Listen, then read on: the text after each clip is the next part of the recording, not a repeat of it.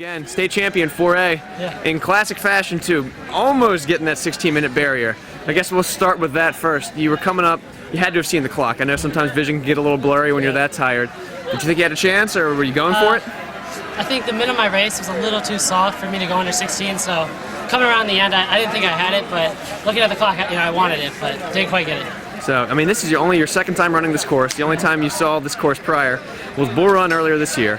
You ran 16:29, something like that, right? Like that. And did you change your race plan going into this race now that you had the course under your belt one time? Yeah, it was a lot easier to sort of think I know what's coming up, so I knew when to sort of hit it because I had somewhere I could recover down a hill, or I knew where I had to hold back so I could go harder later. So it was I think running it before gave me a much larger advantage this time. So you came through the miles about 5:12 or so. I was standing right over there.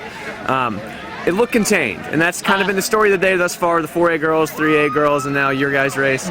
Did you not want to take it out too quick? Did you let the pack kind of determine the pace? Yeah, watching and hearing about the prior races, like last year, year before, it seemed like whoever was leading at the mile would usually fall back later on, so I wanted to sort of hold back at the first mile, see how the race looked, and then decided what to do. So 5:12 first mile, 16:02, 16:03 to the finish. So I mean, running for Bull Run's sake, very even, because that back half's very tough. Where did you make your move to really separate yourself from the pack? I guess I think the hill right after the soccer field, it takes a lot of people by surprise because it's not the big hill, but it is a tough hill. So that's when I decided if I can sort of push that hill, maybe it'll open a gap. So that's when I decided to go.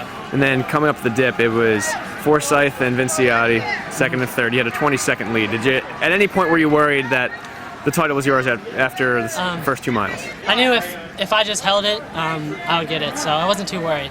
I knew that they could definitely, they're good runners, they have good speed. I wanted to make sure there was a gap there so that they didn't catch me on the flyaway, but I wasn't too scared. All right, no surprises today.